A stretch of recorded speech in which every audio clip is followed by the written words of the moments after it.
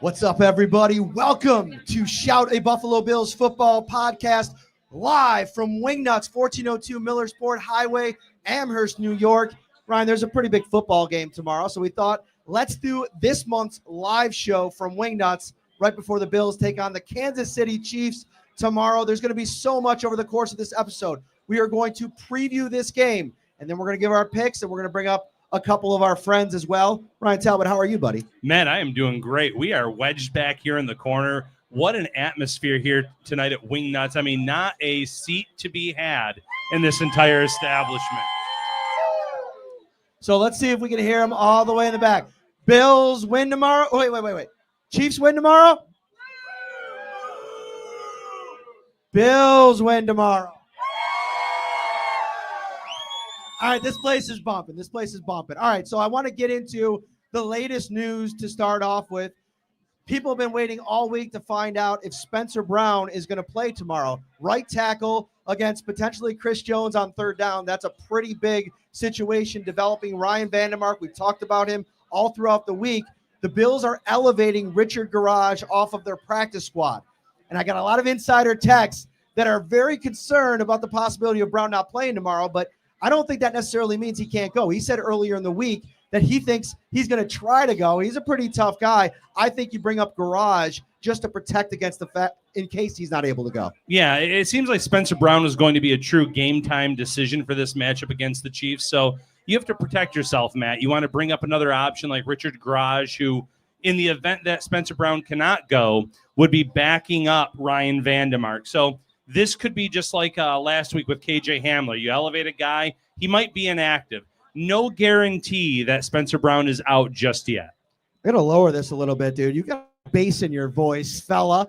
If that's too loud out there, apologies to you. But Ryan Talbot, let me go back to last season, because there was two games where the Bills played against the Chiefs, one in the regular season, and then in the playoffs at home against this team. And if you look at those two matchups, the biggest takeaway for me was that Josh Allen broke glass in case of emergency. He used his legs in that game. I think the Bills can run in this game, not only with Josh Allen. I think he's going to be part of it. I've talked about it on a couple of shows this week. I think Joe Brady has to be a little bit more creative in the quarterback run game as opposed to what he's been good at all season, as getting these running backs going. I could see a couple of creative ways to get Josh Allen out in space. The design runs are great, but I just don't like it when they hike the ball. He waits for one blocker to get in front of him and then just plows ahead. He can do it, but I think there's a little bit more creativity to be had from Joe Brady. I mean, think of the sweeps that they've done in the past, too, where he has multiple blockers out in front of him and he goes to the outside.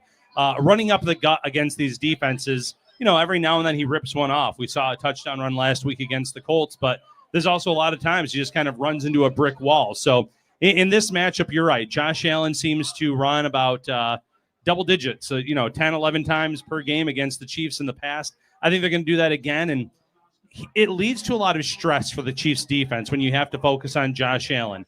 They run the jumbo personnel. They have the extra linemen. Then you have Ray Davis. You have James Cook.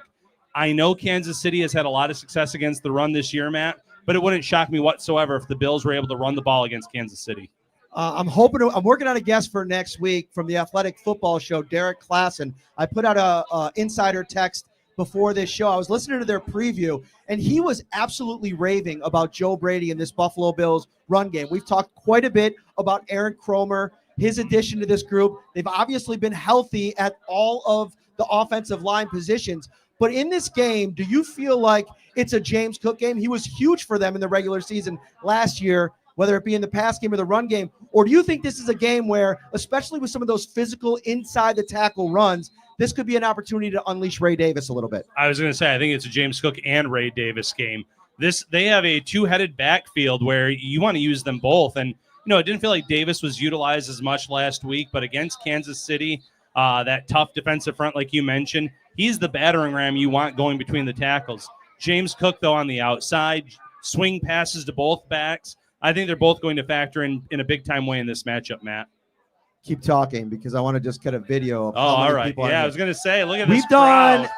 Crazy. Unbelievable here, Bills Mafia. If you're watching us live at home, whether it's on YouTube, Facebook, or X, Great atmosphere here at Wingnuts as always. We've done probably Blue Sky. Blue Sky too. We're there. We gotta get on Blue Sky. They gotta start letting us stream. Although you could post the YouTube link on there, and I guess the player will play there as well. So we'll be on all of the platforms before long. Okay, so we've done probably 30 of these live shows. This is the most people I have seen for a live show that we've done to this day. This is pretty cool. I think the home field advantage tomorrow for Bills Mafia. I was talking to somebody, a media member that's coming in from out of town, and he's like, man, this is a 4:00 game in Buffalo, so they're going to have from 7 in the morning till 4:00 to get ready for this game. How much do you think that environment could play into things, especially when the Bills want to dial things up?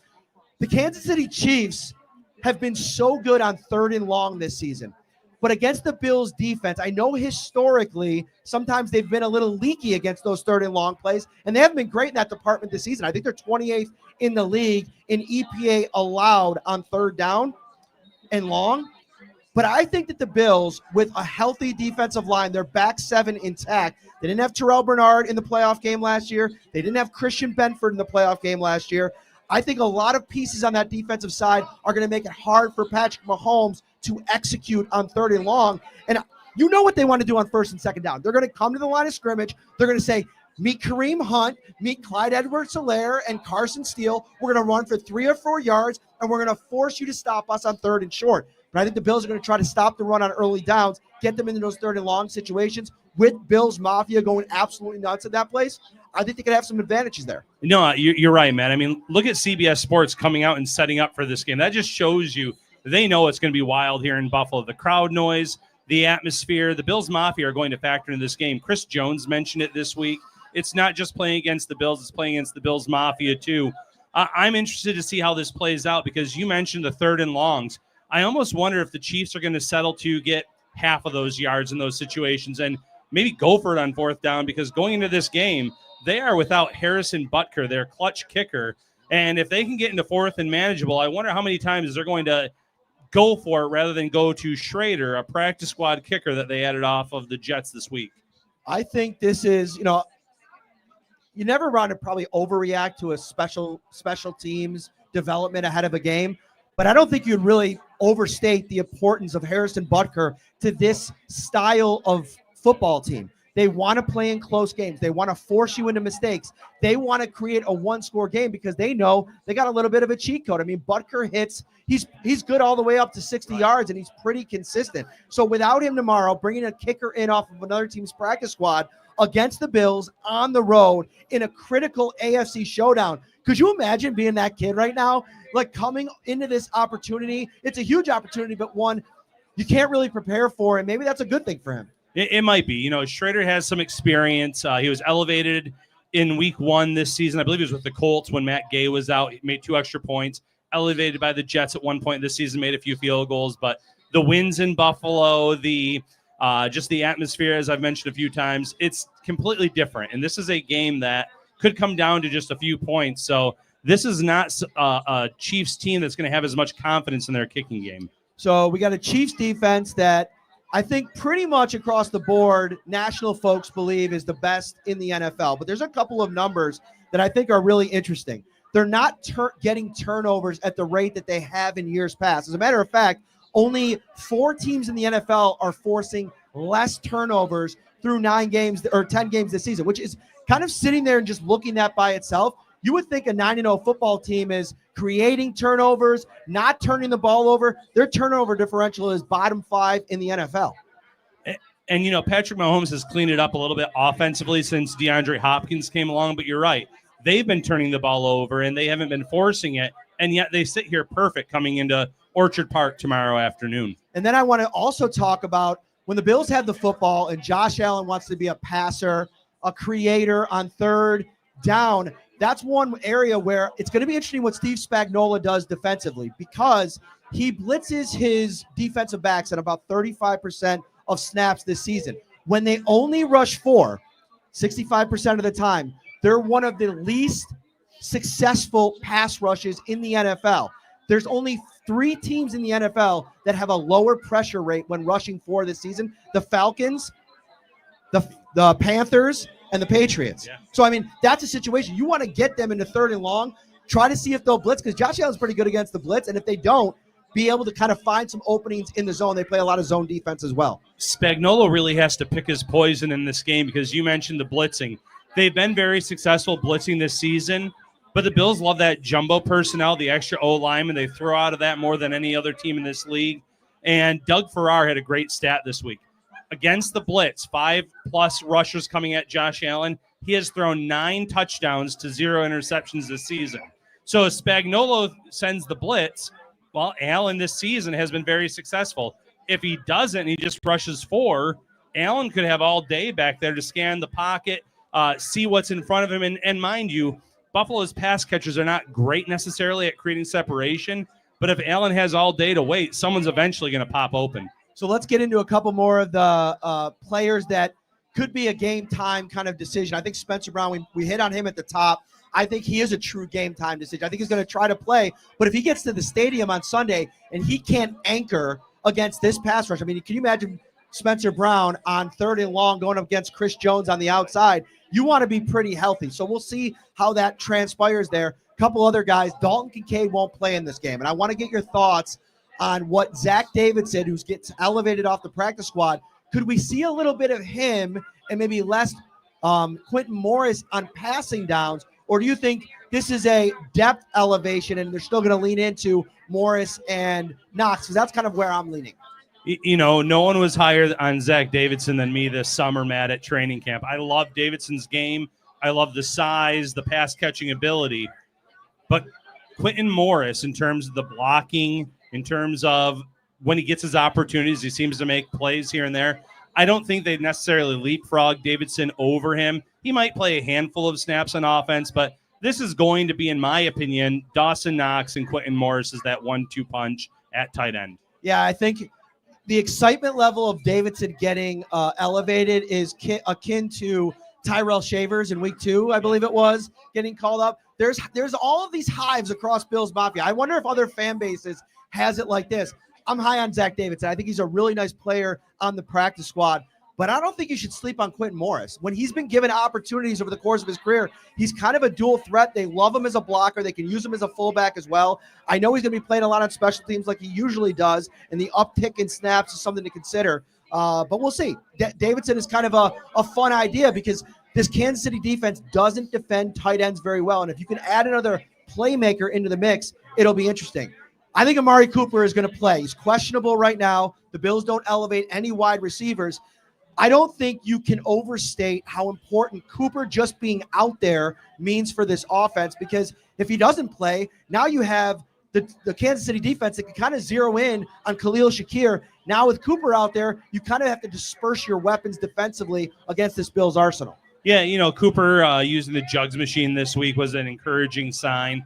Missed a few weeks, and there's an argument to be had about sitting him out one more week, giving him the bye week as well. But in this game, I don't want to call it a must-win because it's absolutely not. But in a game where maybe you want to give the Chiefs their first loss, you need Cooper out there in terms of the defense of Kansas City, like you said, taking attention off of Khalil Shakir, taking attention off of Dawson Knox. And I really do think this could sneaky be a Curtis Samuel game. I know fans everywhere are kind of saying he hasn't happened yet, but this might be the game right here. I think they're going to utilize him a lot. You saw how he was targeted 8 times last week against the Colts. I think he's going to get a lot of looks his way in this matchup too, and we've already talked about the backs and Knox as well. So it's funny you bring up Curtis Samuel, because going back and watching the regular season game between the Chiefs and the Bills last year, one guy stood out late in that game that made an absolutely enormous game-changing play, Deontay Hardy. Remember that mesh play across that crosser across the middle? It was one of Josh Allen's best throws of the season. Hardy comes up, makes one of his only receptions as a Bill. This could be an area where if it's even just one game-changing play with Curtis Samuel's speed, I really like that point. Listen, I want to get to the other side of the ball here, but before we do, I want to have a little bit of a Sean McDermott conversation, because I think we've been talking all week about the importance of this game, right? The Bills have beaten the Chiefs plenty of times in the regular season. This, to me, is an opportunity with a Kansas City Chiefs team that, sure, it hasn't been perfect, but they come in with a perfect record. On the road, they found ways to win. I think in a very close game, if you're able if you're Sean McDermott, if you come out of this game and you win it and you have no kind of any of those things that have come up in the past, game management, snafus, we all remember 13 seconds and not having guys in the right position at the right time. I think you're starting to build momentum. Through an 8-2 record this season is about as good of a coaching job I think that Sean McDermott has done since he's been here. And I know there's still a pocket of Bills fans that are very negative with Sean McDermott. It's kind of like a love-hate relationship where you love to lean into the hate, and I get it, but I think he deserves some kudos. This is a group that nationally everybody expected to take a massive step back, and I took the temperature of the national media folks this week, and there's people picking the Bills to go to the Super Bowl. I mean, that was not the conversation that we were having in August, and I think McDermott deserves a little bit of the credit when things are going well also. Yeah, he deserves a ton of the credit. If you're going to give him the blame when things aren't going well, like last season at this point when they were sitting around 500, you also have to give him the praise when they're at 8-2 and exceeding expectations. And as good as Buffalo's defense was last year with McDermott calling the plays, I think him taking a step back, giving the reins over to Bobby Babich, has helped him a lot from the head coaching perspective, where he is more in the ear of, Joe Brady, and he knows exactly what the special teams unit's doing. The communication is better, and you've seen this team, like we've said. I don't think anyone at this point thought the Bills would be running away with the division, and they are. And I don't know if anyone had them at 8-2 here either. We're here at Wingnuts, 1402 Millersport Highway in Amherst, New York, hanging out night before Bills versus Chiefs, biggest game probably of the season. It's a fun one. Head out to Wingnuts tonight or any night. I mean, they got the bar is absolutely popping. Everybody that comes up to me when we have these events and they've never been here before, one of the first things they say is, like, this place is absolutely awesome. You just kind of look around. They got the games over here, TVs wall to wall. It's about as good of an environment for a sports fan that you could find. Yeah, and if you're one of the Bills fans in attendance here today or tomorrow, if you're not going to the game, come to Wingnuts. They have specials on game day, food, drinks, you name it. You can't beat it here. All right, so the Kansas City Chiefs have the ball against the Bills team that turned the ball over 4 times against the Colts last week. I want to talk about some of the keys to getting them into a situation where they turn the ball over on the road against Buffalo. And I think for frustrating them in the run game, like we talked about early, is a good start. But I'm looking at a guy like Greg Rousseau. And listen, Ed Oliver has not had the kind of impact that I think a lot of people thought he would have coming off a 9.5 sack season last year. A good way to flip a narrative real quick, have a big game against Patrick Mahomes and the Chiefs. I think Ed Oliver, I know that the strength of this offensive line for the Chiefs is on the interior, but Matt Verderame told me earlier this week that if Wanya Morris can't play, and he might be on track to play, we'll see, they'd consider flipping Tooney out to left tackle in place of Salam Aliuna. I think I'm saying his name wrong there, but the rookie has absolutely struggled this season. There's some areas on this offensive line I think the Bills can exploit. Yeah, and earlier this week I've talked about coming off the edges and how important it is, and I feel like Greg Rousseau is my player to watch on defense every week, but he's probably my guy again this week in terms of setting the edge. You mentioned Kareem Hunt and how well he's run the ball since they've needed him to kind of come in and be their lead back, and the pass rush has been there, the wingspan. Patrick Mahomes loves those dump-off passes. Be active in the pass game where if you can't get to him, get your hands up, bat the ball up in the air, good things can happen. We've seen Rousseau make plays like that against Mahomes, AJ Epinesa. You have to be ready for anything on the outside, on the edge, but even on the interior, they love those little shovel passes. So if you're Ed Oliver, if you're DaQuan Jones, Quentin Jefferson and company, be active with those hands at all times. Know that Mahomes is just going to try a few flips here and there, and good things can happen if you get your hands on the ball. So DeAndre Hopkins had his big game for the Chiefs 2 weeks ago on Monday Night Football. He was really good in that game. But you know what else happened in that game? He was going up against a defense that doesn't have very good cornerbacks. And I think there's a little bit of a mental advantage for the Bills because they played Hopkins a couple weeks ago when he's with Tennessee and absolutely shut him down. Non-factor. And so I think in this game, if you're looking at the weapons across the board, I'm not worried too much about Kareem Hunt. He wants to, 3-4 yard you to death. To me, it comes down to Travis Kelce and not allowing potential explosive play against Xavier Worthy. I'm so bummed out that Keon Coleman can't play in this game because that storyline we're kind of getting robbed of. There was so much made in that first game by Xavier Worthy, but he's been kind of invisible for most of the run since then. He hasn't been the big play threat, at least to this point, that they thought. But I'll tell you right now, Bills fans don't want him to start tomorrow. It wouldn't shock me if they had designed a run for Xavier Worthy or something like that. Would not surprise me at all. So I think the Bills want to keep him in check. But in this matchup, you're right. A few weeks ago, DeAndre Hopkins, an absolute non-factor. Rasul Douglas, Christian Benford being healthy for this game, you feel good about it. It does come down to Travis Kelce. I believe the last 3 weeks, Matt, he has had double-digit targets. He has been a big factor, been looking rejuvenated, especially since Hopkins has come along. They haven't turned the ball over as much on offense since Hopkins has been in the picture. So, he's added another wrinkle and element that they need. Juju Smith-Schuster is going to be back for this game. They have some guys, but at the end of the day, it always comes down to Kelce. All right, prediction time, Mr. Talbot. We're going to bring some fans up here in a minute, but I'll start us off. Early in the week, I don't know, I was going back and forth a lot. I did a couple of radio hits. They asked me for my prediction, and I said, I can't give that out yet. I got a date on Saturday night. I'm not going to give that away just yet. Here's the thing. The Bills have been kind of building towards this moment all season, and I feel like in a lot of ways, the Kansas City Chiefs have been building towards this moment as well in their own way. They've been desperate for a loss. They tried every which way to lose that game last week. And I don't know what that one offensive lineman was doing on that attempted field goal for the Denver Broncos. If you watch the replay, I've never seen a guy just get absolutely trampled over in the way that, it was almost just like, I got to go. So I feel like the Bills are going to come into this game. They're going to take care of the football. I think in the passing game, I like Dawson Knox. I love James Cook. I think Amari Cooper will have a couple of big plays. And I just think in the end, Josh Allen knows if you want a chance at the number 1 seed in the AFC, you have to win this game today. The defense is playing at a high level. And I just think Sean McDermott's probably pretty tired of getting bullied by his mentor. I think he wants to do a little of the bullying. So I got the Bills 31-21 in a blowout tomorrow. I don't think it's even that close. I love it, Matt. I'm going to give my score right now. I have the Bills winning this one 27-24, a little bit closer of a game. Harrison Butker makes all the difference for me, Matt. I would not be surprised if the Chiefs go for it on 4th down when typically they'd be in that field goal range from 40-plus, 50-plus, and they would trust Butker.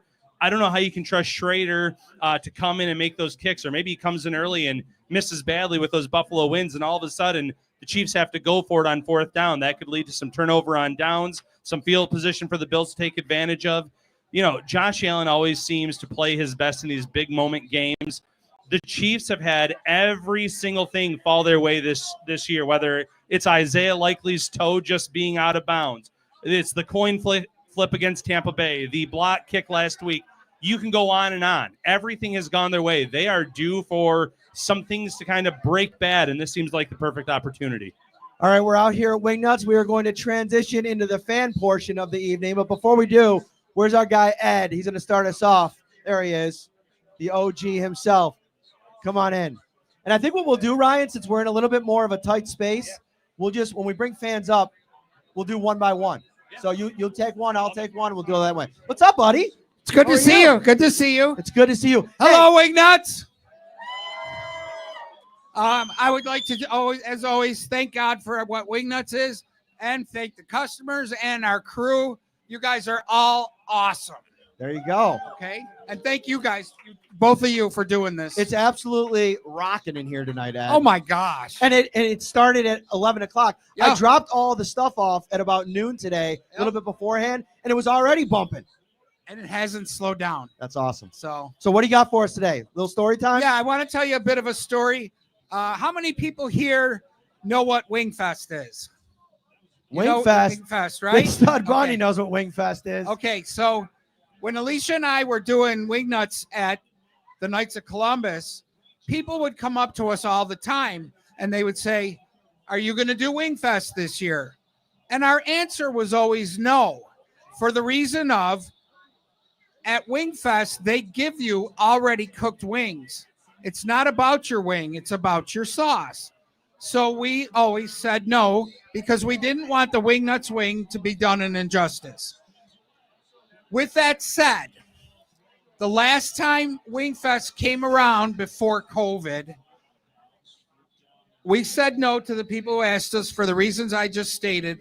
And the next day after it was over, We came into work and we flipped on our computer, and this is what we saw. There was a picture on the internet of the Spectrum News booth and podium at Wingfest. And the caption read, Spectrum News is interviewing people walking by to see who had the best wings in Buffalo.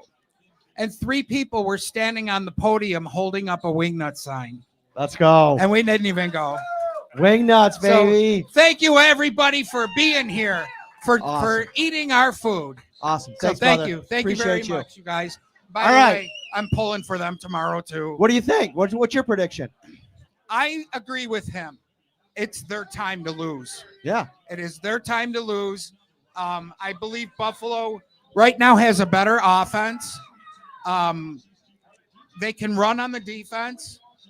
I'm ready for them to beat them. All right. And Mark Ingram was just here. Matt, is it Mark, right? Jamarcus Ingram. Jamarcus Ingram. Yes. Yeah, he was in the back. I got to talk to him for a little bit, and he said, "Don't you worry, we're gonna win." Uh-oh. So all right. I'm all happy. There we go. Thanks, Ed. I All right, appreciate man. you, brother. All right, so we'll go one by one. Come on up if you're ready. I know it's always a little nerve-wracking to be the first one, but we got a couple in the group here. We got an insider in the house. Jesse, you coming up? Oh, yeah, baby. All the way from Arizona, correct? Correct. All right. So this is your second live show. Second live show. All right, and what's my directions to everybody when they come up? What do you got to do to the mic? You got to eat it. Got to eat it. If you don't eat it, they can't hear you. So what do you got? How you feeling? I'm feeling great. My question is, You got to eat it. with Greg Rousseau, why do we keep flipping him when Von comes back? Can we get Greg Rousseau on one side where he eats? What are your guys' thoughts on the placement of Greg with Von coming back? So I totally get what you're saying. So if you didn't hear what he asked, he said Greg Rousseau traditionally plays better on the left side, and they've had him there quite a bit. He wants to know with Von Miller back, why flip him around so much? Keep him at the spot that he's best at and maybe lean into that a little bit more. I don't know. I kind of like the idea of moving him around only because if you go back to his college tape, and one of the biggest highlights that he had last season, he had a sack, I believe, against Mahomes in the playoff game. Might have been the playoff game or the regular season game where he was rushing from the interior. I think he can rush from all 4 spots, but I do agree he's better at that one spot. The only problem tomorrow is the left tackle might be the spot that you want to really exploit. Put him over there as much as you want, but Von Miller can do it too. No, absolutely. But you're right. Greg Rousseau has been their premier pass rusher in terms of the pressures and the sacks as of late. So get him against the weakest link if you can. And like you said, the left tackle might be it. I know, Rousseau Taylor at the other side moves a little bit early. There's a lot of drama surrounding him. I think Rousseau can win on either side tomorrow. I'll be interested to see. That's a little side plot. Rousseau Taylor with the whole getting his jump a little bit early. How is that going to happen if he's on a silent count and he's got to look for the ball to go off and it's absolutely crazy in there? I don't know if Rousseau Taylor's going to be able to pull that off as much as he has in the past. Anyway, all right, who's next? Who wants to go?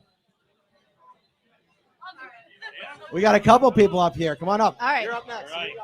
All right. What do you have for us? I just want to tell Bills Mafia to make sure they go out there and show out tomorrow morning because in January, Patrick Mahomes went back to Kansas City and said, honestly, it wasn't even like a negative thing. So Bills Mafia, make sure you get out there and holler, holler, holler and make them realize they're in our house this tonight. And, you want to tell everyone where you're going to be traveling back to after the game. So Yeah, Monday morning, I want to walk on that plane like a boss. So come on, Bills, let's win this game. I think it would mean a lot if you could go back home and have those bragging rights. Hell yes. Thank you. Yeah, I think those extra 3 hours of tailgating is going to benefit the Bills with that 4:25 start tomorrow, that national audience. I think the Bills Mafia is going to show up in big numbers. All right, who do we have next? Yeah. All right, I'm just going to keep this short and sweet. Score prediction, Bills 38, Chiefs 24. And one last thing, Mahomes, D-Hippity Hop, and Kelce, your undefeated season, it all ends tomorrow. You know, Go Bills. You've just gotten more and more comfortable in front of this camera as time has gone on. You are a natural at it now. So I know. What gives you this confidence going into the game tomorrow that Buffalo is going to be the team that hands the first loss to Kansas City? I just think our offense is flowing, and I think our defense is going to they're just going to open up. They're just going to open up on Patrick Mahomes. He's not going to be able to throw that deep ball. They're just going to unleash on him. I love it. And I know Rasul Douglas, he's frothing at the mouth for a pick six. You're not wrong. He's been waiting. He gets it. So, all right, let's give it up for our insider, Mark Bills. here. Very good. Next, come on up. Let's keep it going.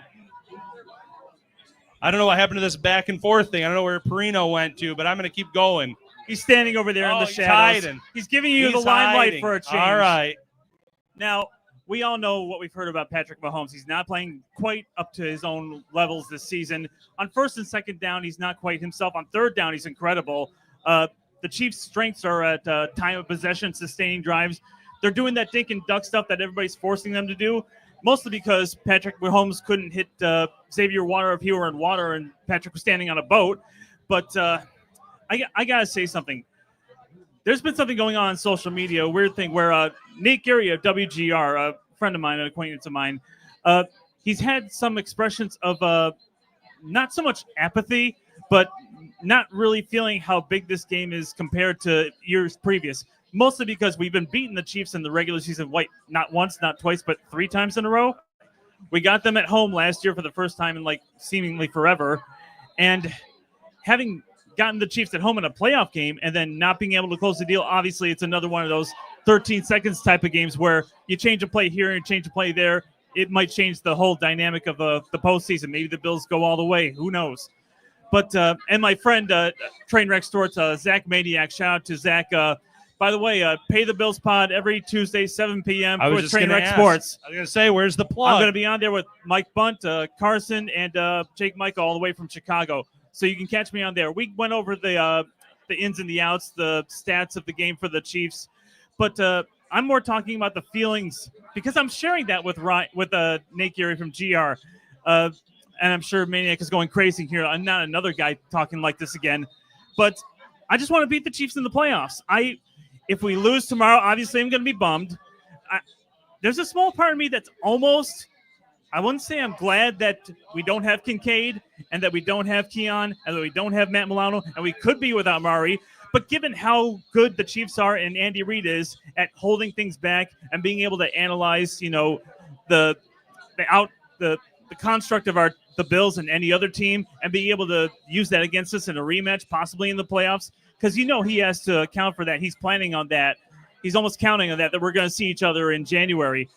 But there's almost a part of me that's almost glad that we don't have our full complement of weapons in this game. I mean, the Chiefs are not playing like gangbusters. It took a blocked field goal last week. It took a toe out of bounds the very first week against the Ravens for them to win those games.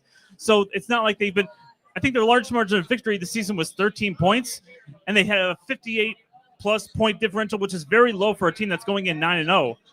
So I almost feel like we could beat them without our full complement of weapons, and I almost feel like I want to do that because I want to hold guys like Keon and Amari, new guys to the team, new guys to this offense, so that Andy Reid doesn't have any game film like live action, his personnel versus our personnel to measure up and see how we're doing as an offense. What are your feelings on that? No, I think that's a great take. If they do meet up in January, not having that tape of here's how we played Keon Coleman in this game, or, here's how we played Dalton Kincaid, although they have some experience playing against Kincaid. Not having that tape this season could certainly benefit the Bills and Joe Brady come playoff time if they meet up. All right. Thank you, Michael. Thanks, Mike. Appreciate you, brother. All right. We got a special guest here in the house. His little brother had a little stage fright, but he's coming in. He's ready to go. Are you ready? We're all excited for you. So what's your name? Bryce. Bryce is in the house. Who do you think's going to win tomorrow? Bills. Bills. Bills are going to win tomorrow. You excited? Yes. All right. You want to go find mommy? Yes. All right, buddy. Good job. Way to go. All right. Come on up. Did you like how I left? Oh, no. Oh. You like how I left you alone for a little bit? I love it. It's good for you. Hello. All right. What's up, man? What's up? I just got a couple things to say. First off, hey. Let's go, Buffalo. Let's go, Buffalo. And second off, big game from Dawson Knox tomorrow. All right. I want a touchdown from him. I wish Kincaid was playing, but Dawson Knox, I'm expecting a big night from you. So. All right. That's all I really have to say. So, dude, you did the whole thing, and then you didn't even plug the show at the end. That's how I do, you know. You got to do the last line. What do you want me to say? What's the last line of the song? Hey. Bills make me wanna There you put your go. hands up and There you go. Thanks, man. Appreciate you. All right, we got anybody else out there? Last call. All right, come on up. What do you have for us? Being a former journalist, I have to ask this question. So what is both of your opinions, being local and being with the Bills, on the fact that the national media seems to really want to hate Josh Allen? What do you think about that as far as journalistic purpose of hating Josh Allen, other than incensing the fans? Well, I think that is a big part of it, unfortunately. I think a lot of these early morning talk shows, they look for the hot takes, they look for the reactions. It's easy to be anti-Josh Allen, especially like last year with the turnovers, bringing up factors like that. And I know he's had a few the last few weeks, but it's getting harder to criticize him this year with the lack of turnovers, the way the Bills are finding ways to win despite not having key players on both sides of the ball. But it certainly feels like, he's not the villain or anything of that sort, but because of the turnovers, because of the past, it does feel like a lot of the media members use that against him. And I also think there's an important differentiation between who you're talking about. Like most national journalists who actually cover the sport without a level of bias, I think they call it like they see it. Stephen A. Smith used to be a journalist, actually, once long time ago. He no longer is. It's all about what's going to get people talking. Nick Wright, I actually respect Nick Wright away from it all. He does a podcast. I think he does a really good job. But when he's on FS1, it is the Nick Wright show. It is the, just feeding to the lowest common denominator. And so I just think when you're looking at those folks that are kind of looking to antagonize you a little bit, I think Bills Mafia is such a huge, starving, they just consume so much media that they know any of these guys know that they say something, everybody's coming out to defend Josh Allen. And I think Josh Allen is past the point of needing to be defended. He's so elite at this point that everybody who I respect that I talk to puts him in the same conversation as Patrick Mahomes. That's exactly what I think. All right. All right. Thank you so much. All right. Final thought. Yeah, final thought. Win or lose tomorrow, Bills Mafia, Buffalo's in a great spot. Whether it's 9-2 or 8-3 after this game, I feel like they've already punched their ticket to the playoffs with the AFC East. This game, it would be great for the Bills to win if you're a Bills Mafia member, but it's more important come January. Keep in mind, a lot of pieces out. I still think this is going to be a game that goes down to the wire.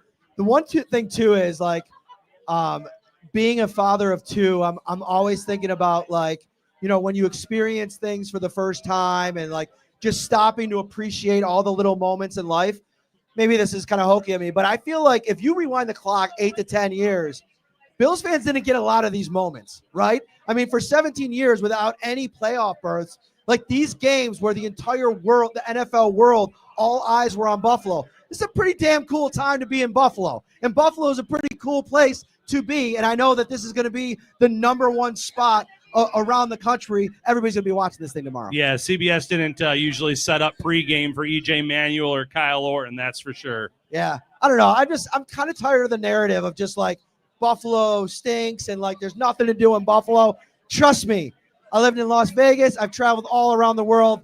Buffalo's awesome. All right, that'll do it for this week's edition of Shout a Buffalo Bills Football Podcast. Join us tomorrow after the game. We'll break it all down. For Ryan, I'm Matt. For all of our friends here at Wingnuts, see you next time, everybody. Take care.